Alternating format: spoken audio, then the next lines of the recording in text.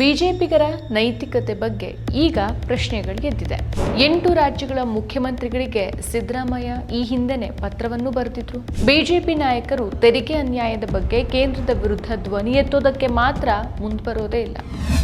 ನಮಸ್ಕಾರ, ಈ ದಿನಕ್ಕೆ ಸ್ವಾಗತ. ನಾನು ಜಿಎಂ ಪವಿತ್ರ.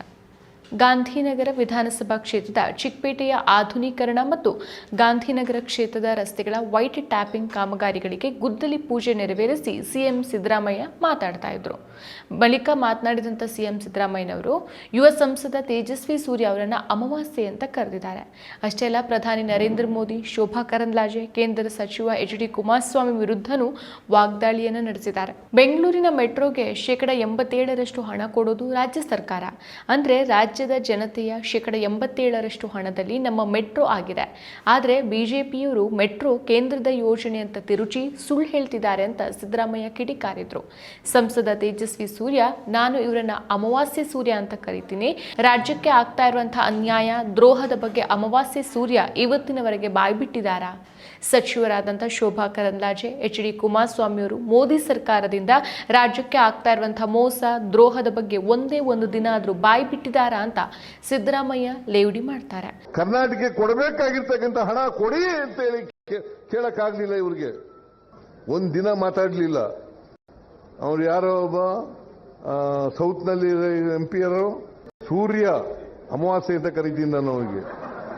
ಸೂರ್ಯ ಇಲ್ಲಿ ಮಂತ್ರಿ ಇದ್ದಾರೆ, ಈ ಅಮ್ಮ ಯಾರವರು, ಶೋಭಾ ಕರಂದ್ಲಾಜೆ, ಒಂದು ದಿನ ಬಾಯಿ ಬಿಡ್ಲಿಲ್ಲ.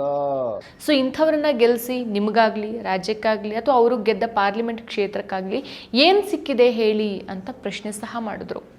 ಇಷ್ಟು ವರ್ಷ ಬೆಂಗಳೂರು ದಕ್ಷಿಣದ ಸಂಸದರಾಗಿದ್ದರೂ ಸಹ ಅಲ್ಲಿನ ಜನರಿಗೆ ತೇಜಸ್ವಿ ಸೂರ್ಯ ಏನನ್ನೂ ಮಾಡಿಲ್ಲ. ಅವರಲ್ಲಿ ತೇಜಸ್ಸಿಲ್ಲ ಅನ್ನೋ ಅರ್ಥದಲ್ಲಿ ಸಿದ್ದರಾಮಯ್ಯ ಅಮಾವಾಸ್ಯೆ ತೇಜಸ್ವಿ ಸೂರ್ಯ ಅಂತ ಹೇಳಿರುವಂಥ ಸಾಧ್ಯತೆ ಜಾಸ್ತಿ ಇದೆ.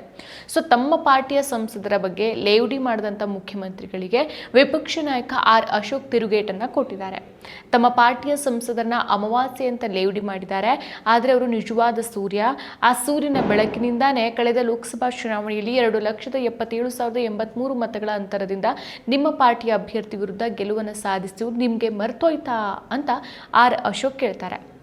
ಸೊ ಮುಖ್ಯಮಂತ್ರಿ ಸಿದ್ದರಾಮಯ್ಯ ಮತ್ತು ಉಪಮುಖ್ಯಮಂತ್ರಿ ಡಿ.ಕೆ. ಶಿವಕುಮಾರ್ ಅವರ ನಿರ್ಲಕ್ಷ್ಯಕ್ಕೆ ಬೆಂಗಳೂರಿನ ನಾಗರಿಕರು ಬೇಸತ್ತು ಈಗ ಈ ತೆರಿಗೆ ಕಳ್ಳತನ ನಿಲ್ಲಿಸಿ ಬೆಂಗಳೂರಿನ ರಸ್ತೆ ಗುಂಡಿಗಳನ್ನು ನಾವೇ ಮುಚ್ತೇವೆ ಅಂತ ಹೇಳ್ತಿದ್ದಾರೆ.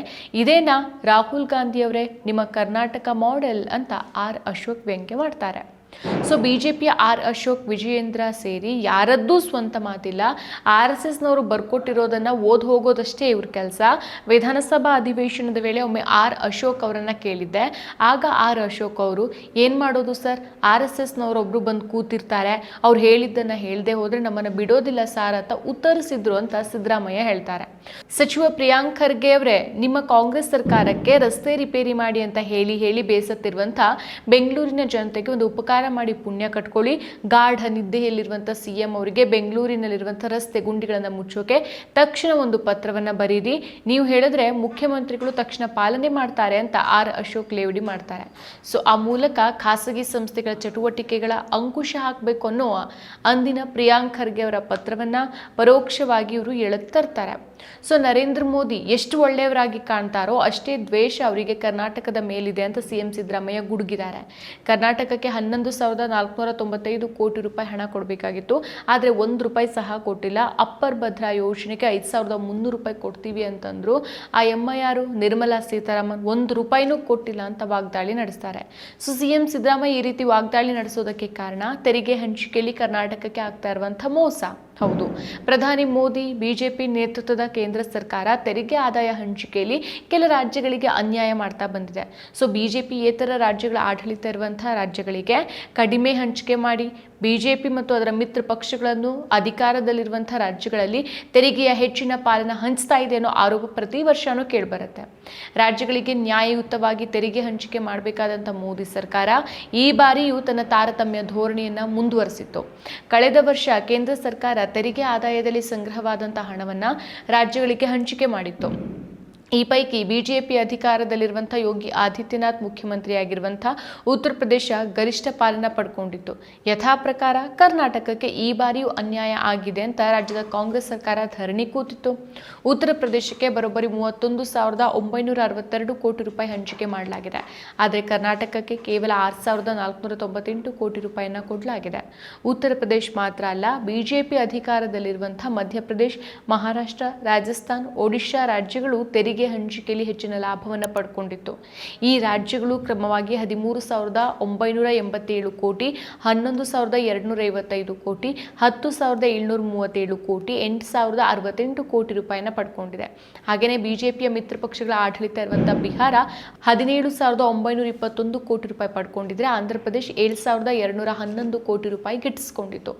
ಆದಾಗ್ಯೂ ವಿಪಕ್ಷಗಳು ಅಧಿಕಾರದಲ್ಲಿರುವಂತಹ ಕೇರಳ, ತೆಲಂಗಾಣ, ಕರ್ನಾಟಕ ಸೇರಿದಂತೆ ವಿವಿಧ ರಾಜ್ಯಗಳಿಗೆ ತಲಾ ಕಡಿಮೆ ಹಂಚಿಕೆಯನ್ನು ಮಾಡಿದ್ರೂ ಸಹ ಕೇಂದ್ರಕ್ಕೆ ಹೆಚ್ಚು ತೆರಿಗೆ ಕಟ್ಟುವಂಥ ರಾಜ್ಯಗಳಲ್ಲಿ ಕರ್ನಾಟಕ ಅಗ್ರಸ್ಥಾನದಲ್ಲಿದ್ದರೂ ಕೇಂದ್ರ ತೆರಿಗೆ ಆದಾಯ ಹಂಚಿಕೆಯಲ್ಲಿ 10ನೇ ಸ್ಥಾನದಲ್ಲಿ ಕರ್ನಾಟಕ ಬರುತ್ತೆ.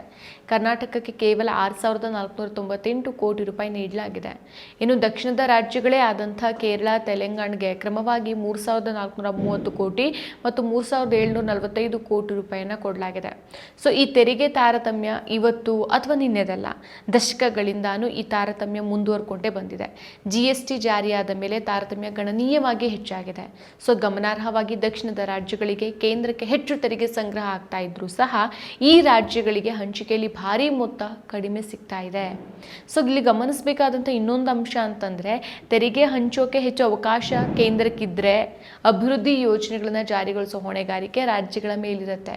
ಸೊ ಹೀಗಾಗಿ ರಾಜ್ಯಗಳಲ್ಲಿ ಜನಕಲ್ಯಾಣ ಯೋಜನೆಗಳನ್ನು ಸಮರ್ಪಕವಾಗಿ ಅನುಷ್ಠಾನ ಮಾಡಬೇಕು ಅಂತಂದರೆ ಕೇಂದ್ರದಿಂದ ಸರಿಯಾದ ನ್ಯಾಯಯುತವಾದ ಅನುದಾನ ಹಂಚಿಕೆ ಆಗಬೇಕಾಗತ್ತೆ.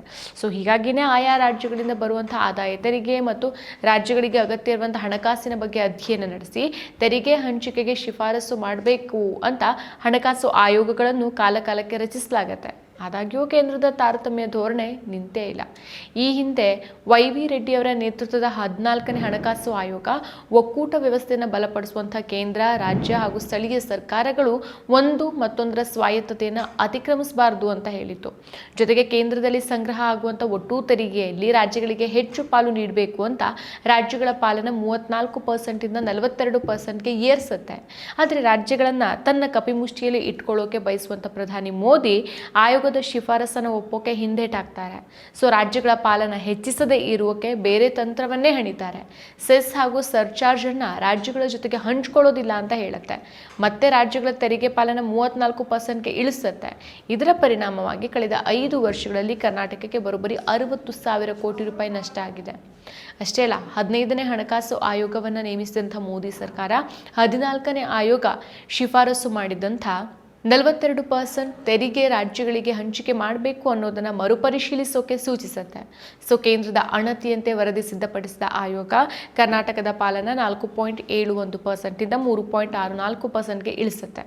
ಸೊ ಕರ್ನಾಟಕಕ್ಕೆ ಆದಂಥ ನಷ್ಟವನ್ನು ಸರಿದೂಗಿಸೋಕೆ 5,495 ಕೋಟಿ ರೂಪಾಯಿ ವಿಶೇಷ ಅನುದಾನ ನೀಡುವಂತೆ ಸೂಚನೆ ಕೊಡುತ್ತೆ. ಆದರೆ ಕೇಂದ್ರ ಈವರೆಗೆ ಆ ವಿಶೇಷ ಅನುದಾನದ ಹಣವನ್ನು ಬಿಡುಗಡೆ ಮಾಡಿಯೇ ಇಲ್ಲ. ಜೊತೆಗೆ GST ವ್ಯವಸ್ಥೆಯಿಂದಾಗಿ ಕರ್ನಾಟಕಕ್ಕೆ ಸುಮಾರು 59,294 ಕೋಟಿ ರೂಪಾಯಿ ನಷ್ಟ ಆಗಿದೆ. ತೆರಿಗೆ ಪಾಲನ್ನು 4.71% 3.64%ಗೆ ಇಳಿಸಿದ್ರಿಂದ 5 ವರ್ಷಗಳಲ್ಲಿ ರಾಜ್ಯಕ್ಕೆ ಸುಮಾರು 80,000 ಕೋಟಿ ರೂಪಾಯಿ ನಷ್ಟ ಆಗಿದೆ. ಇನ್ನು ಭದ್ರಾ ಮೇಲ್ದಂಡೆ ಯೋಜನೆಯೂ ಸೇರಿದಂತೆ ಕೇಂದ್ರ ಪ್ರಾಯೋಜಿತ ಹಲವಾರು ಯೋಜನೆಗಳಿಗೆ ಕೇಂದ್ರ ಸರ್ಕಾರ ಅನುದಾನವನ್ನು ಬಿಡುಗಡೆಯೇ ಮಾಡಿಲ್ಲ. ಸೊ ಇದೆಲ್ಲವುಗಳು ಸಹ ರಾಜ್ಯದಲ್ಲಿನ ಅಭಿವೃದ್ಧಿ ಕೆಲಸಗಳ ಮೇಲೆ ಗಂಭೀರ ಪರಿಣಾಮವನ್ನು ಬೀರಿಸುತ್ತೆ.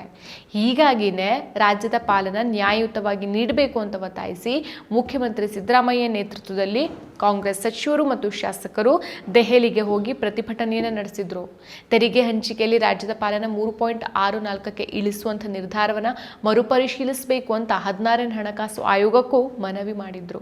ಕೇಂದ್ರದ ತೆರಿಗೆ ಹಂಚಿಕೆಯಲ್ಲಿ ತಾರತಮ್ಯದ ವಿರುದ್ಧ ಒಗ್ಗಟ್ಟಿನಿಂದ ಹೋರಾಟ ನಡೆಸೋಕೆ ಕೈ ಜೋಡಿಸುವಂತೆ 8 ರಾಜ್ಯಗಳ ಮುಖ್ಯಮಂತ್ರಿಗಳಿಗೆ ಸಿದ್ದರಾಮಯ್ಯ ಈ ಹಿಂದೆ ಪತ್ರವನ್ನು ಬರೆದಿದ್ರು. ನಾವು ಕೇಂದ್ರಕ್ಕೆ ₹1 ನೀಡಿದ್ರೆ ನಮಗೆ ವಾಪಸ್ ಬರ್ತಾ ಇರೋದು 15 ಪೈಸೆ ಮಾತ್ರ. ಬಡ ರಾಜ್ಯಗಳಿಗೆ ನೆರವು ನೀಡಬೇಕು ಅನ್ನೋದನ್ನ ನಾನು ಒಪ್ತೇನೆ. ಆದರೆ ಅದಕ್ಕೆ ಅಂತ ಕರ್ನಾಟಕದ ಹಿತಾಸಕ್ತಿನ ಬಲಿ ಕೊಡ್ಲಿಕ್ಕಾಗೋದಿಲ್ಲ ಅಲ್ವಾ? ಉತ್ತಮವಾಗಿ ಕಾರ್ಯನಿರ್ವಹಿಸಿ ತೆರಿಗೆ ಸಂಗ್ರಹದಲ್ಲಿ ಗುರಿ ಮುಟ್ಟುವಂಥ ಕರ್ನಾಟಕದಂಥ ರಾಜ್ಯಗಳಿಗೆ ನಷ್ಟವಾಗೋದನ್ನು ತಡಿಬೇಕು, ನ್ಯಾಯಯುತ ಪಾಲು ನೀಡೋಕೆ ಶಿಫಾರಸ್ ಮಾಡಬೇಕು ಅಂತ 16ನೇ ಹಣಕಾಸು ಆಯೋಗಕ್ಕೆ ಸಿದ್ದರಾಮಯ್ಯ ಮನವಿ ಮಾಡ್ತಾರೆ. ಆದಾಗ್ಯೂ ಕೇಂದ್ರ ತನ್ನ ತಾರತಮ್ಯ ಧೋರಣೆಯನ್ನು ಇಲ್ಲಿ ತನಕ ಬಿಟ್ಟಿಲ್ಲ. ಮತ್ತೆ ಮತ್ತೆ ಒಂದು ಕಣ್ಣಿಗೆ ಬೆಣ್ಣೆ ಮತ್ತೊಂದು ಕಣ್ಣಿಗೆ ಸುಣ್ಣ ಅನ್ನೋ ಧೋರಣೆಯನ್ನೇ ಮುಂದುವರಿಸ್ಕೊಂಡು ಬರ್ತಾ ಇದೆ. ಸೊ ಉತ್ತರ ಪ್ರದೇಶಕ್ಕೆ ಬರೋಬ್ಬರಿ 36,000 ಕೋಟಿ ರೂಪಾಯಿ ಹಂಚಿಕೆ ಮಾಡಿ ಕರ್ನಾಟಕಕ್ಕೆ 6,000 ಕೋಟಿ ರೂಪಾಯಿಯನ್ನು ಕೊಟ್ಟಿದೆ. ಉತ್ತರ ಪ್ರದೇಶಕ್ಕೂ ಕರ್ನಾಟಕಕ್ಕೂ ಹಂಚಿಕೆಯಾದಂಥ ಪಾಲಿನಲ್ಲಿ 30,000 ಕೋಟಿ ರೂಪಾಯಿ ವ್ಯತ್ಯಾಸ ಇದೆ. ಅಂದರೆ ಉತ್ತರ ಪ್ರದೇಶಕ್ಕೆ 1 ವರ್ಷದಲ್ಲಿ ದೊರೆಯುವಂಥ ಪಾಲನ್ನು ಕರ್ನಾಟಕ ಪಡೆಯೋಕೆ ಕನಿಷ್ಠ 6 ವರ್ಷಗಳು ಬೇಕು. ಇದು ಅಕ್ಷರಶಃ ದಕ್ಷಿಣದ ಮೇಲೆ ಉತ್ತರ ಸವಾರಿ ಮಾಡೋದ್ರ ಲಕ್ಷಣ. ಸೊ ಕೇಂದ್ರದ ಈ ಹುನ್ನಾರದ ವಿರುದ್ಧ ಹೋರಾಡಬೇಕಾಗಿದೆ. ಅದಕ್ಕಾಗಿ ದಕ್ಷಿಣದ ಎಲ್ಲ ರಾಜ್ಯಗಳು ಒಗ್ಗೂಡಬೇಕಾಗಿದೆ, ದನಿ ಎತ್ತಬೇಕಾಗಿದೆ ಅಂತ ಕಾಂಗ್ರೆಸ್ ಸರ್ಕಾರ ಒತ್ತಿ ಹೇಳಿದ್ರು. ಯಾವೊಬ್ಬ ಬಿಜೆಪಿ ನಾಯಕನು ಈ ಮಾತನ್ನ ಕಿವಿ ಮೇಲೆ ಹಾಕೊಳ್ಳೇ ಇಲ್ಲ. ಸೊ ಈ ಬಾರಿ ಕೇಂದ್ರ ಸರ್ಕಾರ ಕರ್ನಾಟಕ ರಾಜ್ಯಕ್ಕೆ ತೆರಿಗೆ ಪಾಲಿನ ಕಂತಿನ ರೂಪದಲ್ಲಿ 3,705 ಕೋಟಿ ರೂಪಾಯಿ ಹಣವನ್ನು ಬಿಡುಗಡೆ ಮಾಡಿದೆ. ಇದು ಅಕ್ಟೋಬರ್ 10ಕ್ಕೆ ಬಿಡುಗಡೆ ಆಗಬೇಕಾಗಿದ್ದಂಥ ಸಾಮಾನ್ಯ ಮಾಸಿಕ ಹಂಚಿಕೆ 81,735 ಕೋಟಿ ರೂಪಾಯಿ ಜೊತೆಗೆ ಹೆಚ್ಚುವರಿಯಾಗಿದೆ ಅಂತ ಹೇಳುತ್ತೆ. ಅತಿ ಹೆಚ್ಚು ಹಣ ಉತ್ತರ ಪ್ರದೇಶಕ್ಕೆ ಅಂದರೆ 18,227 ಕೋಟಿ ರೂಪಾಯಿ, ಚುನಾವಣೆ ನಡೆಯಲಿರುವಂಥ ಬಿಹಾರಕ್ಕೆ 10,219 ಕೋಟಿ ರೂಪಾಯಿ ಹಂಚಿಕೆ ಆಗಿದೆ. ಸೊ ಈಗಲೂ ಸಹ ಯಾವೊಬ್ಬ ಬಿಜೆಪಿ ನಾಯಕರು ಧ್ವನಿ ಎತ್ತೋಕೆ ಮುಂದೆ ಬರೋದೇ ಇಲ್ಲ. ಗ್ಯಾರಂಟಿ ಯೋಜನೆಗಳ ಬಗ್ಗೆ ಮಾತ್ರ ಟೀಕೆ ಮಾಡೋದಕ್ಕೆ ಯಾವಾಗಲೂ ಮುಂದೆ ಇರುವಂಥ ಬಿಜೆಪಿ ನಾಯಕರು ತೆರಿಗೆ ಅನ್ಯಾಯದ ಬಗ್ಗೆ ಕೇಂದ್ರದ ವಿರುದ್ಧ ಧ್ವನಿ ಎತ್ತೋದಕ್ಕೆ ಮಾತ್ರ ಮುಂದೆ ಬರೋದಿಲ್ಲ. ದಕ್ಷಿಣ ಬೆಂಗಳೂರಿನಲ್ಲಿ ಕಳೆದ 20 ವರ್ಷಗಳಿಂದ ಬಿಜೆಪಿ ಮುನ್ನಡೆಯನ್ನು ಸಾಧಿಸ್ತಾ ಬಂದಿದೆ. ಆದರೂ ರಸ್ತೆ ಬಗ್ಗೆ ಕ್ಯಾರೆ ಎನ್ನದ ಬಿಜೆಪಿ ಈಗ ಕಾಂಗ್ರೆಸ್ ಸರ್ಕಾರದ ಅವಧಿಯಲ್ಲಿ ರಸ್ತೆ ಬಗ್ಗೆ ಮಾತನಾಡುವಂಥ ಯಾವ ನೈತಿಕತೆಯನ್ನು ಇಟ್ಟುಕೊಂಡಿದೆ? ಈಗ ರಸ್ತೆ ಪರಿಸ್ಥಿತಿ ಹೀಗಾಗೋದಕ್ಕೆ ಕಾರಣ ಅಂದಿನ ಬಿಜೆಪಿ ಸರ್ಕಾರ. ಹೌದು, ಹಿಂದಿನ ಸರ್ಕಾರ ರಸ್ತೆಗಳನ್ನು ಸರಿಯಾಗಿ ನಿರ್ಮಿಸಿಯೇ ಇಲ್ಲ. ಸರಿಯಾದ ನಿರ್ವಹಣೆಯನ್ನು ಖಚಿತಪಡಿಸಿಕೊಳ್ಳಲು ವಿಫಲವಾಗಿರೋದ್ರಿಂದ ಈಗ ಕಂಡಲ್ಲಿ ಗುಂಡಿಗಳು ಬಿದ್ದಿರೋದಕ್ಕೆ ಕಾರಣ. ಅಷ್ಟೇ ಅಲ್ಲ, ಬಿಜೆಪಿ ಅವಧಿಯಲ್ಲಿ ಬೆಂಗಳೂರಿನ ರಸ್ತೆಗಂತಾನೆ ಸುಮಾರು 6,116 ಕೋಟಿ ರೂಪಾಯಿ ಅನುದಾನವನ್ನು ಕೊಡಲಾಗಿತ್ತು. ಅಷ್ಟೊಂದು ಹಣ ತೆಗೆದುಕೊಂಡಿದ್ರೂ ಸಹ ಗುಂಡಿಗಳು ಯಾಕೆ ಬಿತ್ತು? ಈ ಪ್ರಶ್ನೆ ಬರುತ್ತಲ್ವಾ? ಸೊ ಈಗ ತಮ್ಮದೇನೋ ದೊಡ್ಡ ತಪ್ಪಿಲ್ವೇ ಇಲ್ಲ ಅನ್ನುವಂತೆ ಸಿಲಿಕಾನ್ ಸಿಟಿ ಬೆಂಗಳೂರಿನ ರಸ್ತೆ ಗುಂಡಿಗಳ ಪರಿಸ್ಥಿತಿ ಅಯೋಮಯ ಆಗಿದೆ.